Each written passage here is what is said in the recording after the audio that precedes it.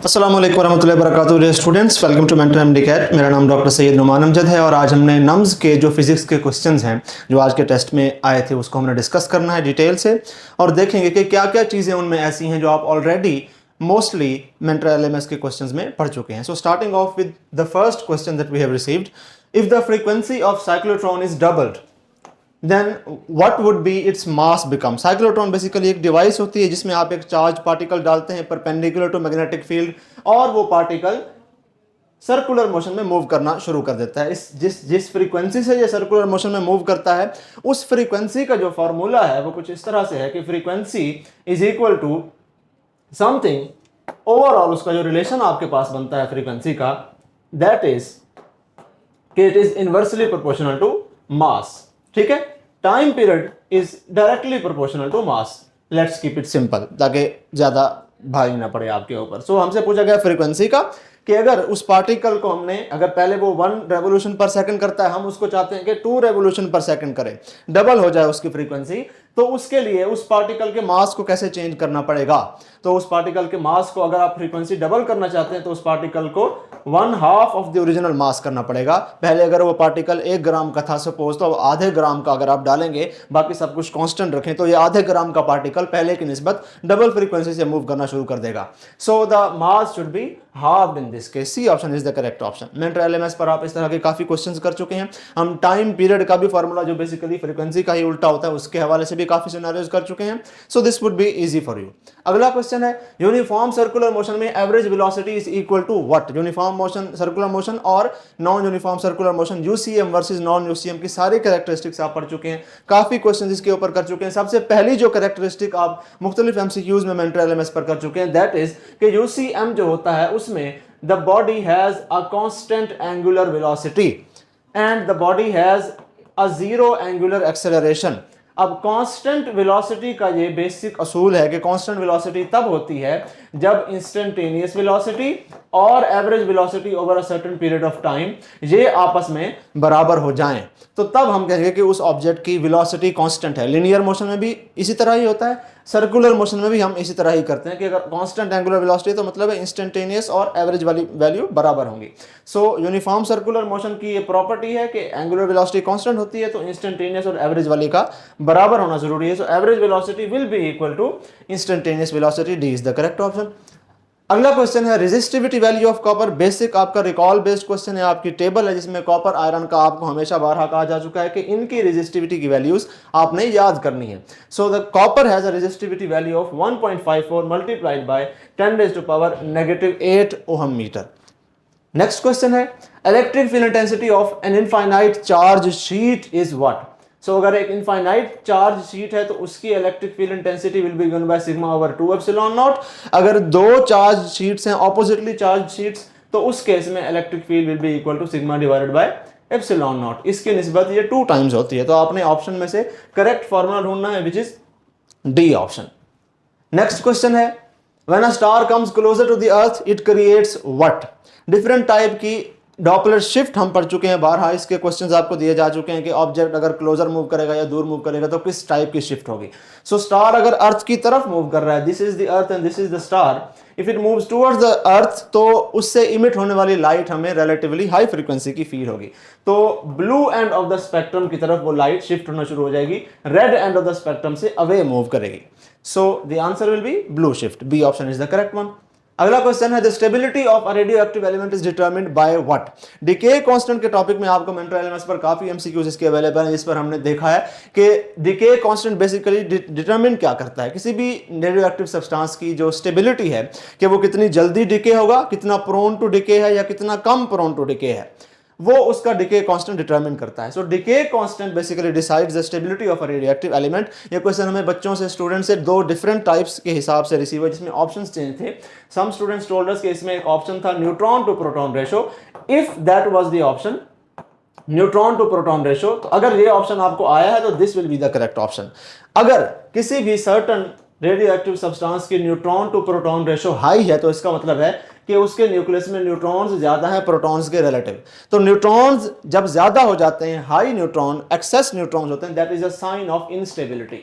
तो स्टेबिलिटी अगर किसी एलिमेंट की आपने देखनी है तो आपने उसके न्यूक्लियस में न्यूट्रॉन टू प्रोटॉन रेशो को जाके देखना। अगर वो हाई होंगे तो मतलब वो उतना ज़्यादा अनस्टेबल है, डिके होगा। अगर वो कम होगी न्यूट्रॉन टू प्रोटॉन रेशो, यानी कि न्यूट्रॉन्स कम है, उसके एक्सेस में नहीं है, तो वो रेडियो एक्टिव एलिमेंट उतना ज़्यादा रेडियो एक्टिव नहीं होगा, रिलेटिवली मोर स्टेबल होगा। So these are the options that are received from most of the students, तो इसलिए इसको मैंने शामिल किया है। डिके कांस्टेंट आप सेलेक्ट करेंगे एज योर करेक्ट ऑप्शन। बाकी क्यों नहीं है? टाइम ऑफ डिके सारे रेडियो एक्टिव एलिमेंट्स का इन्फिनिटी ही होता है, उससे हम किसी भी रेडियो एक्टिव एलिमेंट की स्टेबिलिटी का अंदाजा नहीं लगा सकते। Number of radioactive nuclei किस चीज को डिटरमिन करते हैं? Rate of radioactive decay को डिटरमिन करते हैं। अगर एक सैंपल ज्यादा rate of radioactive decay दे रहा है, ज्यादा डिसइंटीग्रेशन पर सेकंड है, उसका यह मतलब नहीं है कि वो हाईली रेडियो एक्टिव है या बहुत ही अनस्टेबल है। उसका यह मतलब भी हो सकता है कि उसमें सिंपली नंबर ऑफ न्यूक्लियाई ज्यादा है। ठीक है ना? अगर कोई दो एलिमेंट्स हैं, एक बहुत ही ज्यादा रेडियो एक्टिव है, ज्यादा अनस्टेबल है, दूसरा रिलेटिवली स्टेबल है, लेकिन अगर आप उस रिलेटिवली स्टेबल एलिमेंट के ज्यादा न्यूक्लियाई ले लेंगे तो हो सकता है उसका rate of radioactive decay दूसरे से ज्यादा हो जाए। तो rate of radioactive decay और नंबर ऑफ न्यूक्लियाई देखकर हमें किसी भी एलिमेंट की स्टेबिलिटी का पता नहीं लगता। This is the reason B and C option आप रूल आउट कर देंगे। सी हम पहले रूल आउट कर चुके हैं, A option is the correct one. अगले क्वेश्चन की तरफ चलते हैं। Direction of angular velocity can be found out by what? हम एक टॉपिक पढ़ चुके हैं, axial quantities versus radial quantities versus tangential quantities, और इसमें काफी एमसीक्यूज हम आपको दे चुके हैं जिसमें हमने मुख्तलिफ सिनारियोज दिए और उसमें आपको फाइंड आउट करने का कहा गया direction of angular velocity, direction of torque, direction of फलां, इस किस्म के क्वेश्चन आप कर चुके हैं। सो ये एंगुलर वेलोसिटी क्या है? एक्सियल क्वांटिटी है। तमाम axial quantities, angular velocity, angular acceleration, angular displacement, torque, angular momentum, इन सारों की जो डायरेक्शन है वो राइट हैंड रूल से फाइंड की जाती है, जिसमें आप अपने फिंगर्स को डायरेक्शन ऑफ मोशन में कर्ल करते हैं and the thumb tells you the direction of that axial quantity. So D will be the correct option. अगला क्वेश्चन है, if a body is moving with uniform angular velocity its average velocity is the same as what? Again if a body is moving with uniform angular velocity, तो इसका मतलब understood है कि वो uniform circular motion में है। Again ये बिल्कुल उसी किस्म का क्वेश्चन है जैसा कि पहले था। तो angular velocity constant, angular acceleration will be equal to 0, और अगर इसकी एंगुलर वेलोसिटी कांस्टेंट है तो इंस्टेंटेनियस वैल्यू और एवरेज वैल्यू को आपस में बराबर होना चाहिए। So its average velocity is the same as its instantaneous velocity. D is the correct option. अगला क्वेश्चन है 1 kilowatt hour is equal to, I don't think कि इसको बाकायदा कैलकुलेट करने की जरूरत है। अब इस लेवल तक आके आपको पक्का याद ही हो गया होगा कि 1 किलोवाट आवर 3.6 मेगाजूल्स के बराबर होता है। कमर्शियल यूनिट ऑफ एनर्जी है, इलेक्ट्रिक एनर्जी, और इसको काफ़ी मरतबा हमने इसके मेंटर एलएमएस पर आपको एमसीक्यूज दिए हैं जो एप्लीकेशन बेस्ड थे, जिसमें आपने बेसिकली कैलकुलेट करना था आगे। दिस इज अ डम down version of those MCQs, काफ़ी ही सिंपल है। सो आई होप ये तो आपने कर ही लिया होगा। नेक्स्ट क्वेश्चन है the product of force and time, impulse के टॉपिक का क्वेश्चन है। Impulse is basically change in momentum, not rate of change of momentum, it is change of momentum, which is basically equal to product of force and time. Simple सा question, basic definition है impulse की अगर आपको आती है तो आप ये क्वेश्चन सॉल्व कर सकते हैं। C will be the correct option. Next question is conductance is the reciprocal of resistance, और इसका यूनिट क्या होगा? इसका यूनिट बेसिकली ओहम का इनवर्स होगा, जिसको आप मोह कहते हैं या आप उसको साइमन कहते हैं। इसके भी काफी क्वेश्चंस आपको आ चुके हैं जिसमें बेसिकली एप्लीकेशन बेस्ड क्वेश्चंस हैं और आंसर सारों का सेम होता है, लेकिन किसी में ओम लिखा होता है, किसी में साइमन, किसी में क्या, किसी में क्या। तो आप मेंटर एलएमएस पर इस किस्म के क्वेश्चंस भी कर चुके हैं। ए इज द राइट ऑप्शन। अगला क्वेश्चन है magnetic field of a charge particle at rest is what? हम मेंटर एलएमएस पर आपको एक कंबाइंड सा क्वेश्चन दे चुके हैं जिसमें हमने कहा कि रेस्ट पर होगा तो क्या होगा, अगर मूविंग विद यूनिफॉर्म वेलोसिटी होगा तो क्या होगा, और अगर एक्सेलरेट हो रहा है तो क्या होगा। और हम डिस्कस कर चुके हैं कि अगर पार्टिकल रेस्ट पर हो तो वो सिर्फ इलेक्ट्रिक फील्ड प्रोड्यूस करता है, यूनिफॉर्म मोशन में हो तो साथ मैग्नेटिक फील्ड भी प्रोड्यूस करेगा, इलेक्ट्रिक फील्ड भी प्रोड्यूस करेगा। अगर एक्सेलरेट हो रहा है तो फिर वो इलेक्ट्रोमैग्नेटिक वेव्स ही प्रोड्यूस करना स्टार्ट कर देगा। ये उस एक ही कॉम्पोजिट क्वेश्चन का सिर्फ एक पोर्शन आपको एक्चुअल नम्स में आ चुका है। So this is basically dumb down version of that MCQ. So हम कह सकते हैं अगर पार्टिकल रेस्ट पर है तो सिर्फ इलेक्ट्रिक फील्ड है, मैग्नेटिक फील्ड उसकी जीरो होगी। ए option will be the correct option. अगले क्वेश्चन की तरफ चलते हैं। Bursting of a tyre is an example of what? Cloud formation, bursting of a tyre, different examples, isothermal, adiabatic और तीसरे आइसोबैरिक प्रोसेस की हम पढ़ चुके हैं। बर्स्टिंग ऑफ टायर क्योंकि बहुत ही रैपिड प्रोसेस है तो ऑब्वियसली इसमें हीट ट्रांसफर का मौका नहीं मिलेगा। This is an example of adiabatic process. B is the correct option. अगला क्वेश्चन है during rubbing of hands internal energy what? It increases, decreases और what? So rubbing of hands के वक्त आपके हाथ गर्म हो जाते हैं, temperature rises, and temperature is basically an index of internal energy. Temperature अगर बढ़ रहा है तो इंटरनल एनर्जी भी आपकी बढ़ ही रही है। So internal energy increases when you rub your hands. A is the correct option. If velocity is double, what happens to kinetic energy? Again, a basic question. Kinetic energy is equal to 1/2 mv square. इस फॉर्मूले के relatively काफी मुश्किल और application और creativity based question आप mental LMS पर कर चुके हैं, जिसमें हम आपको दो ऑब्जेक्ट्स देते थे, एक की वेलोसिटी v थी, दूसरे की वेलोसिटी 2v थी, और आपसे कहा गया था कि दोनों का रेशो फाइंड करें काइनेटिक एनर्जी का। उसी का सिंपलर वर्जन है कि अगर सिंपली वेलोसिटी ही डबल कर दे तो काइनेटिक एनर्जी पर क्या इफेक्ट पड़ेगा। सो हम देख रहे हैं कि kinetic energy is proportional to v का square, so if you double the velocity kinetic energy will be increase by 4 times, so kinetic energy will be quadrupled. C is the correct option in this case. अगला question है, on a clear day at noon intensity of solar energy is what. ये simple word to word copy pasted PTB की book line है। कहा जा चुका है काफी मर्तबा कि पीटीबी को आपने जरूर पढ़ना है, चाहे आप किसी भी बोर्ड के हैं। फिजिक्स के लिए पीटीबी आपके लिए मस्ट है, जिस तरह बायो के लिए एफटीबी है। सो ये बिल्कुल word to word copy pasted line है, और आपको इसका आंसर मिलेगा पीटीबी में 1 किलोवाट पर स्क्वायर मीटर। किलोवाट पर स्क्वायर मीटर बेसिकली इंटेंसिटी का यूनिट है, और पीछे उसका मैग्नीट्यूड है। अगला क्वेश्चन है, रेंज मैक्सिमम कब होती है। ऑफ कोर्स रेंज 45 डिग्री के एंगल के ऊपर मैक्सिमम होगी। बारहा इसके क्वेश्चंस आपको दिए जा चुके हैं, बहुत ही basic question. Work done positive कब होता है, हम काफी मर्तबा पढ़ चुके हैं कि वर्क डन पॉजिटिव तब होता है जब अगर डिस्प्लेसमेंट हॉरिजॉन्टल है तो फोर्स खुद इसके अलोंग हो, या अगर फोर्स खुद इसके अलोंग नहीं है तो फोर्स अगर किसी और एंगल पर है थीटा के ऊपर, तो फोर्स का कोई ना कोई कंपोनेंट डिस्प्लेसमेंट के अलोंग होना चाहिए। तो फोर्स 0 से 90 डिग्री तक आप लेते जाएं, जब तक फोर्स बिल्कुल परपेंडिकुलर नहीं हो जाती तब तक फोर्स का एक्स कंपोनेंट डिस्प्लेसमेंट के अलोंग होता है। फोर्स का एक्स कंपोनेंट इस तरफ है, right, F x. So from 0 to 90 degrees जो फोर्स है वो उसका कोई ना कोई कंपोनेंट डिस्प्लेसमेंट के अलोंग होता है, and work done is always positive in those cases. So theta या तो 0 के बराबर होना चाहिए या 0 से बड़ा होना चाहिए, ग्रेटर देन और इक्वल टू, ठीक है ना। या 0 हो तब भी पॉजिटिव, 0 से बड़ा हो तब भी पॉजिटिव, लेकिन बड़ा कितना बड़ा, 90 से कम, 90 के एंगल के ऊपर 90 के बराबर नहीं होना चाहिए। यहाँ पर less than and equal to नहीं है, सिर्फ लेस देन है। So less than and equal to होता तो ये ऑप्शन भी गलत होना था, लेकिन सिर्फ लेस देन है तो ये करेक्ट ऑप्शन है। 0 के बराबर या 0 से बड़ा एंड 90 से छोटा एंगल होना चाहिए, तो work done will be considered as a positive work. ये ऑप्शन आपका करेक्ट होगा। अगला क्वेश्चन है, electric potential at a distance r is given by the formula. Simple potential का फार्मूला पूछा गया है, which is v is equal to kq/r। आपको एप्सिलॉन नॉट की टर्म्स में ऑप्शन में गिवन था, तो आप इसको 1/4 पाई एप्सिलॉन नॉट q/r भी लिख सकते हैं। ठीक हो गया। तो अगर ये ऑप्शन था तो आपने इसको सेलेक्ट करना, ये था तो इसको। So right now A is the correct option in this case. Mental LMS पर आपको इस फॉर्मूले के different scenario based questions, creativity, application, numericals दोनों टाइप के दिए जा चुके हैं। ये सिंपल रिकॉल बेस्ड था, ए ऑप्शन करेक्ट है। Which of the following acts as a semiconductor. आपको ऑप्शन में सिंपली आइडेंटिफाई करना है कि मेटल, नॉन मेटल जो भी गिवन है, इनमें सारे मेटल्स हैं except silicon which is a semi metal which is a semiconductor. B is the correct option. अगला क्वेश्चन है, fractional change in resistance per Kelvin is what. Temperature coefficient of resistance या temperature coefficient of resistivity which is the same thing, that is what gives you fractional change in resistance per Kelvin। यानी कि अगर change in resistance जे है, original resistance पर divide करेंगे तो ये fractional change in resistance होगा, और इसको 1/Δt से मल्टीप्लाई करेंगे, यानी कि डेल्टा टी पर डिवाइड करेंगे तो fractional change resistance per kelvin आपके पास आ जाएगा। कोफिशिएंट ऑफ कंडक्टेंस कुछ नहीं होता, कोफिशिएंट ऑफ रेजिस्टिविटी भी है, लेकिन temperature coefficient of resistivity is a better answer. Coefficient of conductivity is not the same thing as temperature coefficient of resistivity. B इसमें सबसे बेहतरीन आंसर है। अगला क्वेश्चन है, डिवाइस वो जो एसी को डीसी में कन्वर्ट करती है। अब वो जो टूल है बेसिकली वो डायोड होता है, वो सर्किट जो होता है वो रेक्टिफायर कहलाता है। ऑप्शन में अगर आपके पास यहाँ पर डायोड होता तो शायद आप उसको सेलेक्ट करते, बट रेक्टिफायर है। So right now this is the correct option. Quantized momentum सबसे पहले किसने एक्सप्लेन किया था? Bohr was the first person जिसने कहा था कि मोमेंटम इलेक्ट्रॉन का जब वो न्यूक्लियस सेंटर में है, इलेक्ट्रॉन रिवॉल्व करता है, रैंडम नहीं होता, कोई ना कोई सर्टेन वैल्यूज होती हैं जो फिक्स्ड हैं for a particular atom. So quantized है मोमेंटम। वो जो कॉन्सेप्ट सबसे पहले था वो बोहर का था। This was also an easy question.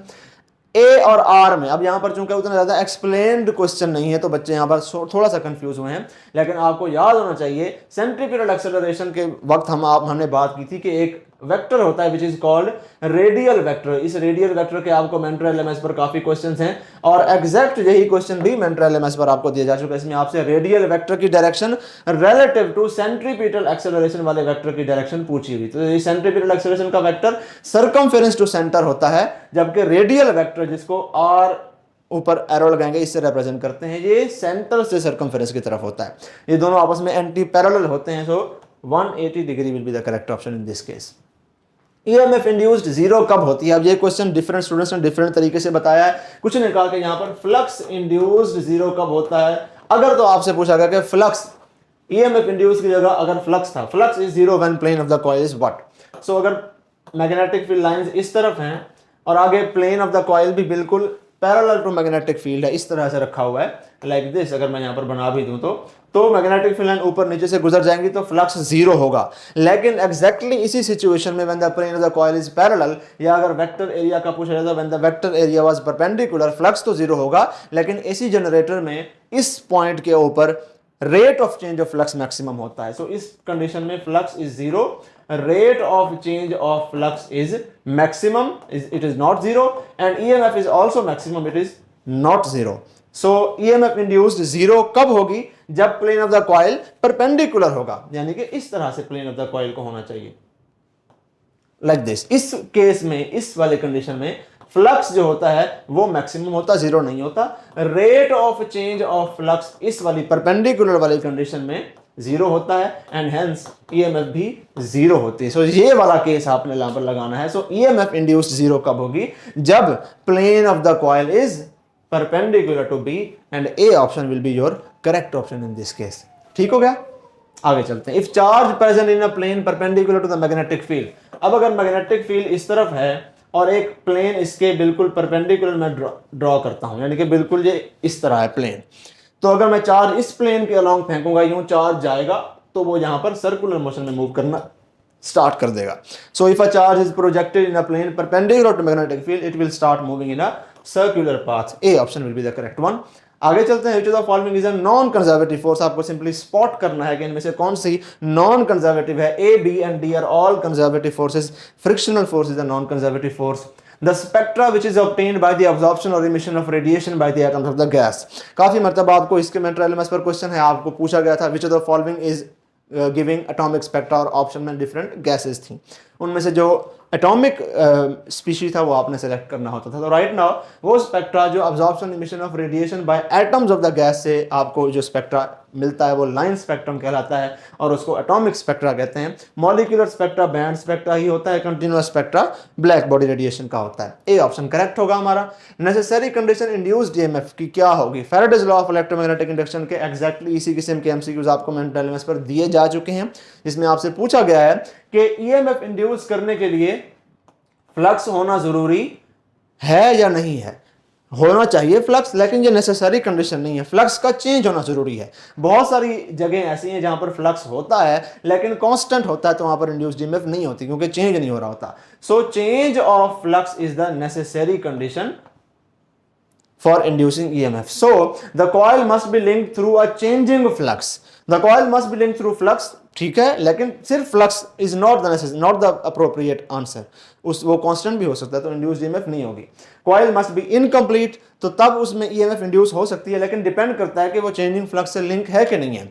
ठीक है ना, ये इसका आंसर ये बेसिकली बता के आ रहा है आपको कि कॉइल एक कंप्लीट है बिल्कुल, और एक कॉइल में बीच में एक कट है, ये उसकी बात कर रहा है। तब इंड्यूस्ड करंट जो है वो, अगर इसमें इंड्यूस्ड ईएमएफ है, इसमें भी इंड्यूस्ड ईएमएफ है, इसमें करंट होगा क्योंकि सर्किट कंप्लीट है, इसमें करंट नहीं होगा। ये बिल्कुल अनरिलेटेड है ऑप्शन।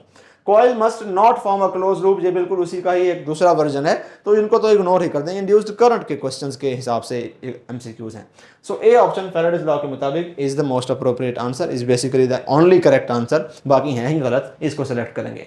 दो वेव्स हैं, आइडेंटिकल हैं और सेम मीडियम में मूव कर रही है, मतलब सेम स्पीड होगी। आइडेंटिकल वेव्स अगर सेम मीडियम मूव करें सेम स्पीड होती है, तो अगर ये सुपर इम्पोज्ड होंगे तो क्या होगा? तो इंटरफेरेंस होगा। ठीक हो गया। हमें डायरेक्शन ऑफ वेव्स नहीं बताई गई वैसे। डिफ्रैक्शन तब होती है जब एक वेव किसी मीडियम में या तो मीडियम चेंज करे तब डिफ्रैक्ट होगी, या किसी छोटे से पॉइंट से गुजरे, जिस तरह आप डबल स्लिट एक्सपेरिमेंट में पढ़ते हैं, तो वो तो नहीं है। रिफ्लेक्शन होगा, वो भी मीडियम चेंज होते वक्त होता है, रिफ्रैक्शन भी मीडियम के चेंज होते वक्त होती है। तो राइट नाउ इसके जो पॉसिबल आंसर्स हैं, इसमें स्टेशनरी वेव भी बन सकती हैं। अगर वो ऑपोजिट डायरेक्शन में मूव कर रही हैं तो स्टेशनरी वेव बना सकते हैं। अगर सेम डायरेक्शन में होंगी तो इंटरफेरेंस करेंगी। तो out of those two possible answers interference हमारे गिवन ऑप्शन में है, तो आप उसको सेलेक्ट करेंगे as your correct option. This was the last question of today's NUMS test. I hope सारे के सारे क्वेश्चंस बहुत ही ईजी थे, बहुत ही बेसिक क्वेश्चन था। बहुत ही बेसिक सा टेस्ट था। अल्लाह आपको कामयाब करे, मेहनत कीजिए, हिम्मत करिए, इंशाल्लाह आगे का जो MD कैट है उसमें भी शायद थोड़े से अगर मुश्किल आ भी जाए तो स्टिल अगर आप ये वाले बहुत ही ईजी तरीके से कर चुके हैं तो वो वाले भी आसानी से आप कर लेंगे। बेस्ट ऑफ लक आपके फ्यूचर के लिए, अल्लाह को कामयाब करे। खुदा हाफिज़।